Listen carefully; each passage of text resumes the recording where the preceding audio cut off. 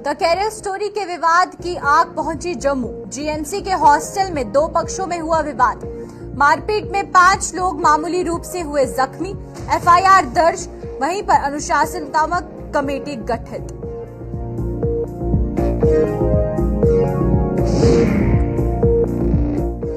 बिना पंचायत घरों के चल रही है कई पंचायतें।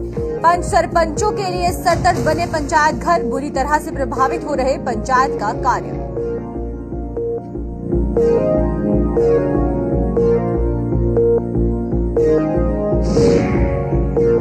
प्रतिबंधित पॉलिथीन के उत्पादकों पर चले डंडा। जम्मू पहुंचने वालों के खिलाफ भी हो कार्रवाई। डोगरा फ्रंट ने प्रदर्शन कर प्रशासन को दी सलाह।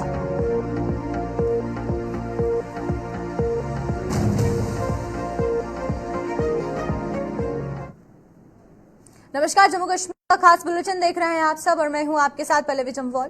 तो चलिए शुरुआत करते हैं आज के जम्मू कश्मीर के खास बुलेटिन की।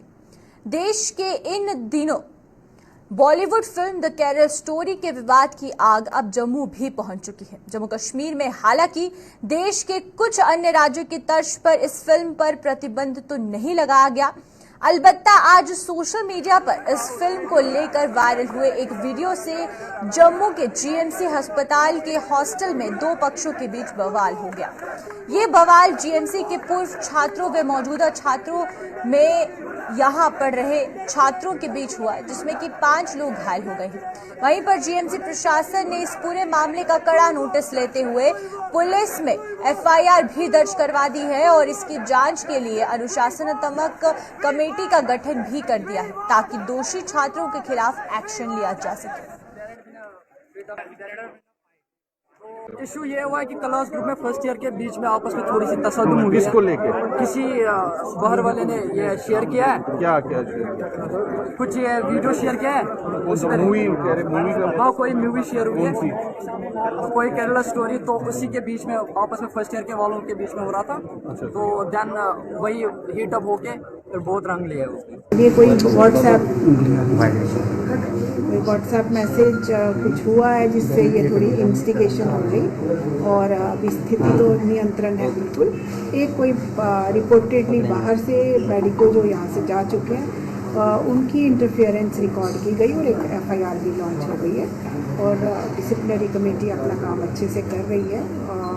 जो चिन्हित बच्चे हैं जिनमें थोड़ा ये टेंडेंसी रही है, ये स्कफल की जो वजह रही है, उनके अगेंस्ट हमारा institutional disciplinary action already initiate हो चुका है। माइनर इंजरीज थी, एक को स्टिचेस भी लगे और ये डिस्चार्ज भी हो। एक लास्ट जो बदलवा के हैं हमारे मेडिको वो डिस्चार्ज हो जाएंगे 2 घंटे में। बाकी के बच्चे आराम से। इतना बड़ा इंस्टीट्यूशन है और यहाँ पे बिल्कुल स्ट्रॉन्ग मैसेजेस जाने चाहिए। ज़ीरो टॉलरेंस है इस सब के लिए, कोई स्कोप नहीं है और ये एक अच्छे प्रोफेशनल कोर्स के लिए बच्चे यहाँ आए हैं। इनको ये इन चीज़ों में बिल्कुल ऐसा मैसेज कि इंडल्ज करने का कोई स्कोप नहीं है, ऐसी नेगेटिविटी। जम्मू के ब्लॉक आरएसपुरा और सुचेतगढ़ में कुछ पंचायतें ऐसी भी हैं जिनके पास अपना पंचायत घर नहीं है। पंचायत घर न होने के कारण इन पंचायतों में विकास के कार्य भी प्रभावित हो रहे हैं। इन पंचायतों के सदस्यों के लिए पंचायत घरों के बिना काम करना परेशानी का सबब बन चुका है। पंचायत घर न होने से इन पंचायत के सदस्यों की किस तरह की परेशानियां सामने आनी पड़ रही है, पेश है इसी पर हमारी एक रिपोर्ट। ग्रामीण इलाकों की कायाकल्प करने के उद्देश्य से सरकार ने जम्मू कश्मीर में पंचायतों के चुनाव करवाए थे। इन चुनावों के दौरान ग्रामीण हलकों में रहने वाले लोगों में खुशी की लहर थी कि अब उनके इलाकों में विकास का एक नया दौर शुरू होगा। लेकिन आरएसपुरा और सुचेतगढ़ ब्लॉक की कई ऐसी पंचायतें हैं जहां पंचायतों का कायाकल्प खत्म होने पर है, लेकिन उन्हें अपना पंचायत घर ही नसीब नहीं हुआ। पंचायत में कोई पंचायत घर नहीं है जबकि हमारी पंचायत बनी हुई है। हमें पंचायत घर की बहुत समस्या है। जब भी कोई सरकारी प्रोग्राम हो या कोई अपनी मीटिंग हो तो हमें पर्सनल अपनी हाल में जाके ही अपनी दुकान में जो भी कोई मीटिंग होती है उसको करना पड़ता है। लेकिन गवर्नमेंट जो है वो उसका किराया भी नहीं देती हमारे को कि अगर कोई आप किसी का हाल ले लो या कोई दुकान ले लो किराए पर, इसलिए हमें बड़ी परेशानी है। बिना पंचायत घर के यहाँ पंचायत के सदस्यों को भारी परेशानियों का सामना करना पड़ रहा है। ग्राम सभा के साथ साथ सरकार के अन्य कार्यक्रमों के आयोजन इन पंचायतों के सरपंचों के लिए सिरदर्द बन जाते हैं।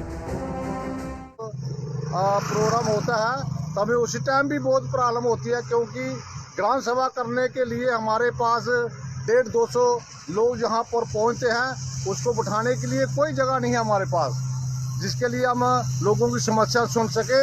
तो हम यही दरखास्त गवर्नमेंट के आगे करते हैं कि कोई तो कोई हल इसका निकाल करके इसका मसला हल कर।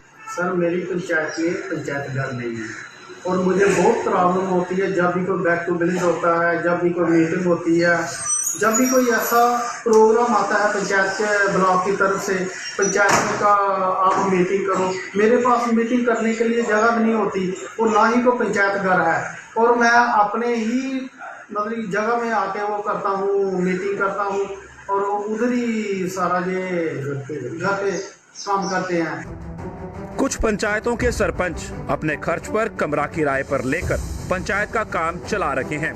वहीं कुछ सरपंचों ने अपने घर को ही पंचायत घर बनाया हुआ है, लेकिन इसके बावजूद भी इनकी समस्या का पूरा समाधान नहीं हो पा रहा है।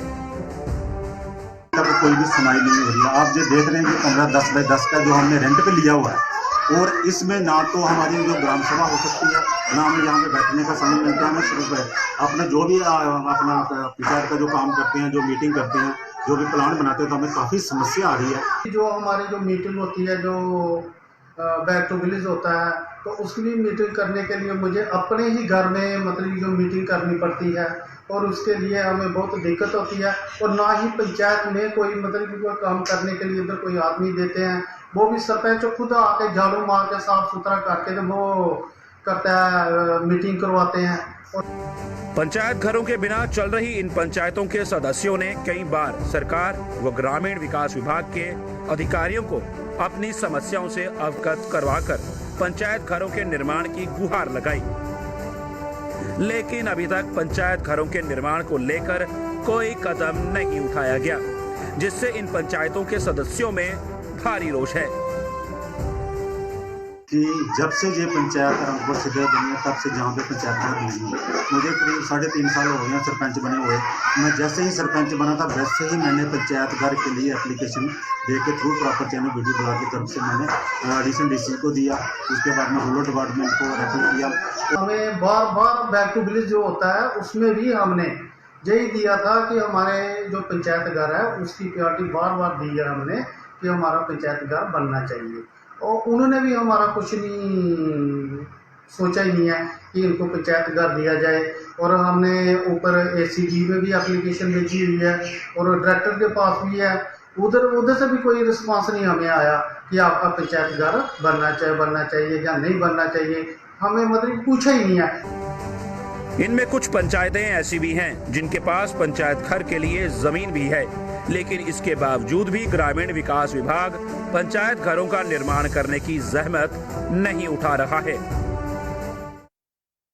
हमने वीडियो ब्लॉक की तरफ से वीडियो मैडम ने प्लस तहसीलदार साहब आए थे जहाँ पे, और पटवारी आया था। हमने एक जगह आइडेंटिफाई की हुई है जहाँ पे करीब 3 कनाल रहेगा, वहाँ पे तो बड़ी अच्छी जगह है, वो वीडियो ब्लॉक की तरफ से आइडेंटिफाई की है कि हमने उसके लिए अप्रोच किया है कि डिपार्टमेंट को कि ये जो जगह है ये पंचायत घर के लिए अलॉट किया जाए, कर दी जाए।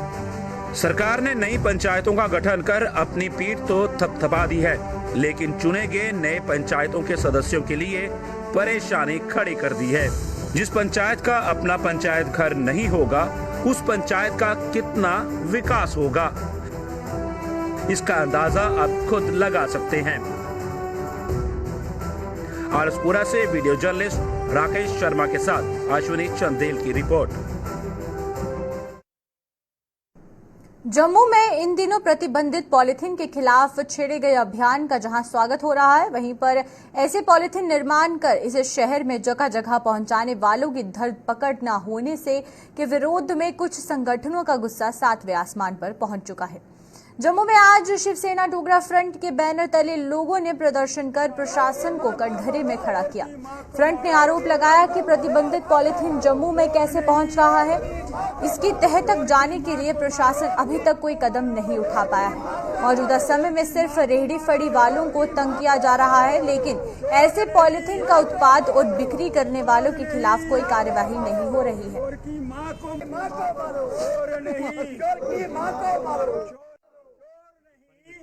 और यहाँ बस स्टैंड में सुबह 5 बजे किस गाड़ी के अंदर उतरता है? शालामार, फूल वाले, वहाँ कौन कौन बेच रहा है? इंगित कर रहा हूँ। रेलवे स्टेशन के ऊपर कौन सी बोरियों के माध्यम से ये वाला लिफाफा उतर रहा है? सारी बातें बाहर दर्शाने का प्रयास कर रहा हूँ, लेकिन आप किसी गरीब को तंग करोगे भाई। श्रीमान मेयर साहब और यादव जी का नाम भी ले रहा हूं, तो ये मुझे बर्दाश्त नहीं होगा। अब ये लिफाफा बैन कर दिया, स्वागत है आपका। मेयर साहब प्रयास कर रहे हैं और स्वागत है, लेकिन वो बड़ी अंदर जाकर के प्रयास कर रहे हैं, वो भी स्वागत है। लेकिन शरेआम लिफाफा जब उपलब्ध है तो फिर बैन कहाँ है भाई साहब? इसलिए लिफाफे को बैन करने से पहले वो चोर को पकड़ो, चोर की माँ को पकड़ो। अगर आपको वो चोर की माँ नहीं मिलती है, हम मिलकर के आपको बताएंगे ये चोर की माँ है। इस साल हज यात्रा पर जाने वाले डोडा जिले के जायरीन की आज वैक्सीनेशन की प्रक्रिया पूरी कर ली गई।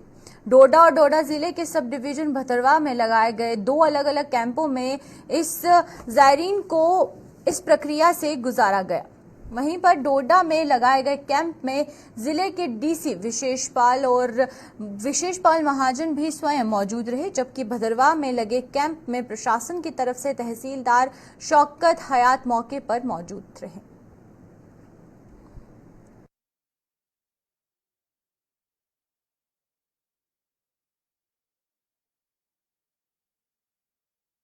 और 176 लोग शॉर्टलिस्ट हुए हैं जो हज पे जा रहे हैं। आज वैक्सीनेशन है, पूरे डिस्ट्रिक्ट में हो रही है। 56 लोगों की यहाँ पे वैक्सीनेशन है, पोलियो ड्रॉप्स दे रहे हैं और 1-2 और जो वैक्सीनेशन रिक्वायर्ड हैं, प्रिस्क्राइब्ड है हाजियों के लिए, वो किया जा रहा है। मैंने पहले भी यही कहा था कि इनका हज कामयाब रहे। They should pray for the nation, peace in the nation, development of the nation and Doda district in particular. हमारे पास आज 54 पेशेंट्स आए हैं, जिसमें से 70% मेल थे और 30% फीमेल्स थी। तो फीमेल्स का हमने अलग से वैक्सीनेशन रूम रखा था, बिकॉज फीमेल्स को थोड़ी सी हेजिटेंट भी होती है, हम चाहते भी नहीं है। और मेल्स को हमने बाहर ही इम्यूनाइज किया है, तो उनको वैक्सीन हमने बाहर ही दी है। तो इसमें क्या होता है कि हम 3 तरह की वैक्सीन देते हैं। एक देते हैं मेनिंजाइटिस के लिए, एक पोलियो के लिए देते हैं और तीसरी इन्फ्लुएंजा के लिए देते हैं। आज हमारे पास जो लिस्ट आई है, ये परसों से हमारे पास लिस्ट है। 53 हाजी साहिबान हमारे पास है जो आज हमारे यहाँ से वैक्सीनेशन पूरा करके जा रहे हैं। हाजी साहिबान को मेरी तरफ से मैसेज यही है, एक तो वहाँ जाकर हमारे लिए दुआ करें, अमन के लिए दुआ करें, हमारे इस पूरे एरिया में अमन रहे, खुशी रहे और अच्छा माहौल रहे, और सारे बशर्त सलामत जाए और बशर्त सलामत बखैर आफियत वापस भी आ जाए। जम्मू कश्मीर प्रशासन की एमनेस्टी स्कीम का लाभ न लेने वाले लोगों की बत्ती अब धीरे धीरे गुल हो रही है। Jammu power development corporation limited ने उन लोगों के बिजली के कनेक्शन काटना शुरू कर दिए हैं जो स्कीम का लाभ नहीं ले पाए हैं। वहीं पर जम्मू के वार्ड नंबर 8 ओल्ड रिहाड़ी इलाके में पिछले 3-4 दिनों से बत्ती गुल रहने से गुस्साए लोग सड़कों पर उतर आए हैं। ये वही लोग हैं जो एमनेस्टी स्कीम का फायदा नहीं उठा पाए थे और इनके लाखों रुपए के बिल बकाया हैं। इन लोगों के होश अब ठिकाने आ चुके हैं और खास बात यह है कि इन्होंने अब पुराने बिल माफ करने के साथ साथ नए बिल नियमित रूप से भरने की बात कही है।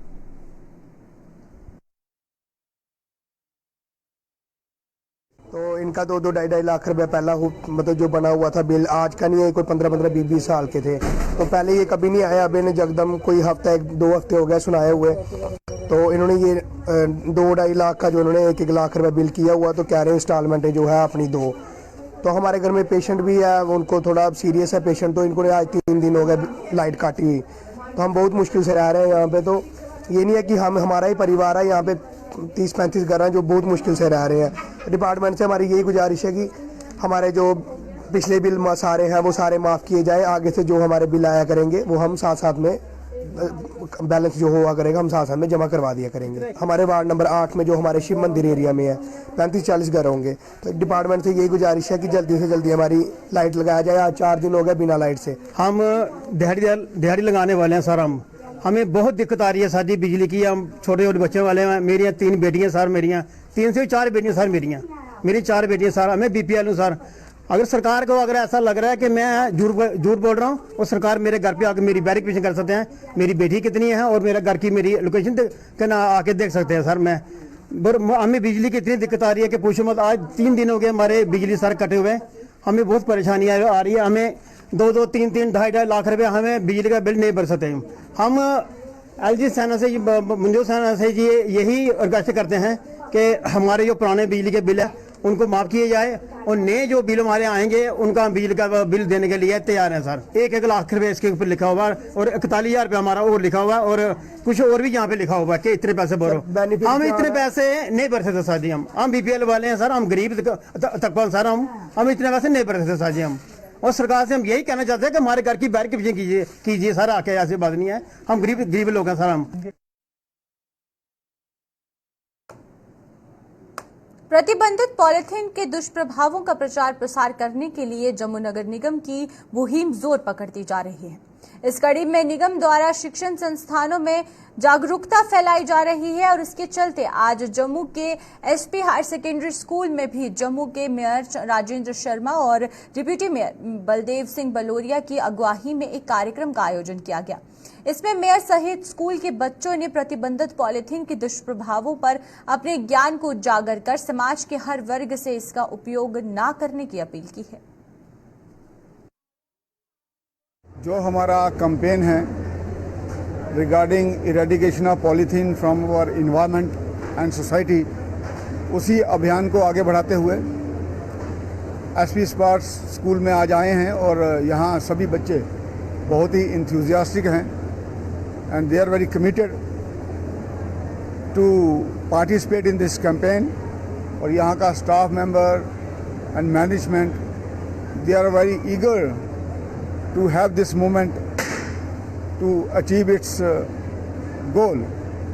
तो अब जिस तरीके से हर जगह से सबका सहयोग मिल रहा है और जम्मू म्युनिसिपल कॉरपोरेशन ने जो इनिशिएट किया है पॉलीथीन का बैन, ये पूरे हमारे जम्मू शहर के लिए बहुत ही लाभकारी रहेगा और इसके हमें अच्छे परिणाम आएंगे और जल्द ही हम अपने समाज से पॉलीथीन का यूसेज बंद कर पाएंगे। जम्मू की सबसे बड़ी किराना मंडी वेयरहाउस में एक दुकान में अचानक आग भड़क उठी, जिससे दुकान में रखा सामान जलकर राख हो गया। इस घटना की सूचना मिलते ही दमकल की टीम मौके पर पहुंची और आग पर काबू पाया। वहीं पर व्यापारियों का आरोप है कि मार्केट में स्मार्ट सिटी प्रोजेक्ट के तहत बिछाई गई केबल में अचानक आग लग गई, जो देखते ही देखते दुकान में भी फैल गई। व्यापारियों में बिजली विभाग पर निशाना साधते हुए इसके अधिकारियों पर लापरवाही करने का आरोप लगा है। सुबह 8:30 बजे के करीब जो है जहाँ पे एक जो उन्होंने स्मार्ट सिटी के तहत हमारे केबल बिछाई हुई थी उसमें आग लगी। उसके बाद हमारे जो जहाँ पे जो दुकानदार काम कर रहे हैं उनके लेबर जो अंदर सोए हुए थे, बड़ी मुश्किल से आज उनको जान की जो है जान से बचे हैं। आप जहाँ पे आए हो आप देख सकते हो हमारा जो है करोड़ों रुपए का नुकसान हो चुका है। हम सुबह 8:30-9 बजे से हम जेई को फोन कर रहे हैं, टिल टाइम अभी तक जहाँ पे अवेलेबल नहीं हुए हैं। उनको भी फोन किया है, किसी ने वो उठाते ही नहीं है। मैं आपके माध्यम से गवर्नमेंट से अपील करना चाहूंगा सर, LG सिन्हा जी से कहना चाहूंगा, हम टैक्स देने में हम आगे हैं, बिजली का किराया देने में हम आगे हैं। हमें हमारे जो वेयर हाउस का जो है किराया जो है बिजली का आज भी 100% है। GST हमारा 100% हम पे कर रहे हैं, रेवेन्यू हम पे कर रहे हैं। लेकिन जब हमारे को इंफ्रास्ट्रक्चर की बात आती है और हमारा जीरो है। आज हमारे जो वेयर हाउस के अंदर जो वारदात हुई है ये बहुत ही दुखद घटना है। अभी तक कोई भी बिजली डिपार्टमेंट से 3 घंटे 3.5 घंटे हो गए, अभी तक कोई नहीं पहुंचा है। मैं आपके माध्यम से उनको बताना चाहूंगा, अगर उनका रवैया यही रहा तो हम अभी कोई आधे घंटे के बाद जो है मार्केट बंद कर देंगे और उसका जो जिम्मेवार जो होगा PTCL डिपार्टमेंट होगा।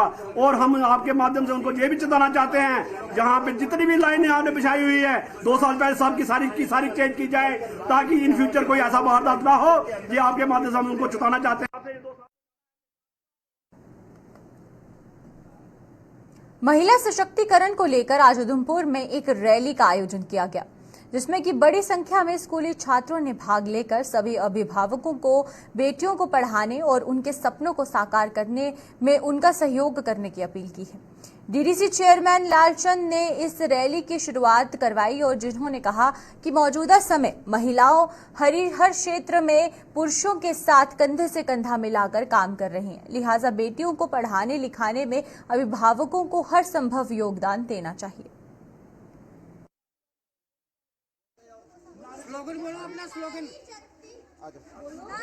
संदेश है बच्चियों को और इनके माँ बाप को भी। आज गवर्नमेंट ने काफ़ी इन बच्चियों के लिए इनिशिएटिव लिया हुआ है और बच्चियों ने भी, आप देखिए आज किसी भी यूनिवर्सिटी में देखिए बच्चियाँ टॉप कर रही हैं, बोर्ड परीक्षा में देखिए बच्चियाँ टॉप कर रही हैं, पॉलिटिकल में देखिए बच्चियाँ इतनी एक्टिव हैं हर फील्ड में। तो आने वाले दिनों में बच्चियों का भविष्य बहुत उज्जवल है। तो मैं यही इनको संदेश देता हूँ सभी बच्चियों को, सभी माँ बाप को, कि बच्चियों को आगे करें और उनको फील्ड में वो जाना चाहती हैं उसमें भेजिए। गवर्नमेंट ने काफ़ी आज रखा है, चाहे वो किसी ट्रेनिंग के फील्ड में जाते हैं, किसी और इंस्टीट्यूशन में जाना चाहते हैं तो उनको वहाँ भेजिए। उनके लिए स्कॉलरशिप का भी इंतजाम है, सब है। जय हिंद, जय भारत।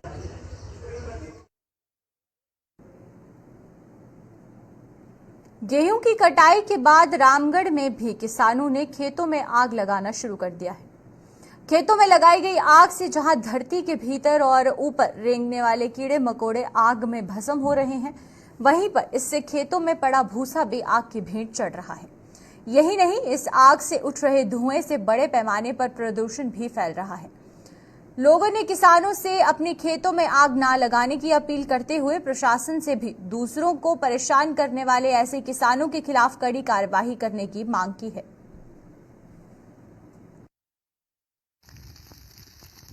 मैं अपील करता हूं सब जिम्मेदारों से कि जो कटाई हुई है उसको आग लगाने की कोशिश ना की जाए, क्योंकि इस आग लगाने से कई जीव जंतु इसमें जल जाते हैं और पोल्यूशन भी इसके साथ बहुत फैलता है। इस कारण, क्योंकि इसको देखते हुए मैं सभी से ये अपील करता हूं और विनती करता हूं कि कोई भी आग लगाने की कोशिश ना करे। और मैं जो आग लगा रहे हैं उनसे भी अपील करता हूं और गवर्नमेंट से भी अपील करता हूं कि इस पर पूरा अंकुश लगाया जाए। किसान भाइयों से अपील करूंगा इस बारे में, क्योंकि ज़्यादातर जो कनक है, गेहूं की फसल है, वो घर आ चुकी है सबके, और जो कटाई मशीनों से की गई है तो मशीनों से जो उसका पीछे का जो हिस्सा है फसल का वो रह गया, और बहुत से किसान जो है अभी उसको आग लगा रहे हैं। आग लगाने से क्या है कि तो पोल्यूशन बहुत ज़्यादा वातावरण में फैल रहा है, और साथ साथ में जो बहुत से जीव जंतु हैं वो बेचारे मर रहे हैं। ये बहुत बड़ा पाप है। मैं किसान भाइयों से, खासकर रामगढ़ सेक्टर के किसान भाइयों से ये अपील करूंगा कि वो ऐसा ना करें और इसका हल निकालें, इसको कंपोज करें, जिसका पानी लगाकर इसकी जो हल चलाएं और इसके बीच में वो खाद बन के तैयार हो जाएगी। जो आपका जो ये वेस्टेज है, जो फसल की वेस्टेज, ये खाद बन जाएगी। आप जब आग लगाते हैं, एक तो जमीन का जो उसकी जो शक्ति है जमीन की जो पैदा करने की, वो कम हो जाती है, और इससे आपकी डबल नुकसान हो रहा है। एक तो जीव जंतु मर रहे हैं, दूसरा पोल्यूशन का नुकसान हो रहा है, तीसरा आप जो काम कर रहे हैं, जो आपकी जमीन की जो गुणवत्ता है वो खत्म हो रही है। इसलिए मेरी विनती है खासकर किसानों से कि वो ये काम ना करें, और प्रशासन को भी इस ओर मैं ध्यान लाना चाहूँगा, खासकर डीसी सांबा की तरफ, कि वो भी लोगों को अगवा करें। सब्जियों के उचित दाम न मिलने से आरएसपुरा के सब्जी उत्पादकों में भारी निराशा है। सब्जी उत्पादकों के मुताबिक वो महंगे बीज और दवाइयों का उपयोग करने के साथ साथ दिन रात कड़ी मेहनत करते हैं, लेकिन मंडी में उनकी मेहनत का फल उन्हें नहीं मिल रहा है। इन किसानों ने सरकार से मंडियों में सब्जियों की दाम निर्धारित करने की मांग की है, ताकि उन्हें भी उनकी मेहनत का फल मिल सके। और ये भी ज़्यादा प्रॉफिट तो नहीं मिलता सानू जिन्ना मतलब चाहिए सानू, क्योंकि खर्चे पूरे तो होंगे नहीं। लेकिन फिर भी गवर्नमेंट ने दिखना चाहिए कि रेट्स वगैरह ने जोड़े उनके पर मतलब तय करने चाहिए ने, कोई किन्नी रेट तक कोई बेची सकता। फिर सानू भी मजा आता भी असें इन्ना कम किया, इन्नी लेबर दी दी है, तो ਉਹਦੇ ਉੱਪਰ ਸਾਨੂੰ ਇੰਨਾ ਪ੍ਰੋਫਿਟ ਮਿਲਾ ਕਰਦਾ ਔਰ ਜੇ ਪਤਾ ਕਿ ਨਹੀਂ ਹੈ ਵੀ ਜੇਕਰ मतलब असें तैयारी करिए लेनी है तो अग्गे जाइए तो घाटे बंदी का सौदा बेचना वो भी किसी सानू मतलब नुकसानदेह होंदा ओहदे कन्नै अस जिमीदारी नहीं करी सकते तो मतलब गौरमेंट दे उप्पर गै सारा डिपेंड होंदा और खाद वगैरह तो सारियां महंगियां होई गेदियां जेह्ड़े जिन्ने एह्दे प्रोडक्ट ने एह्दे दवाइयां वगैरह।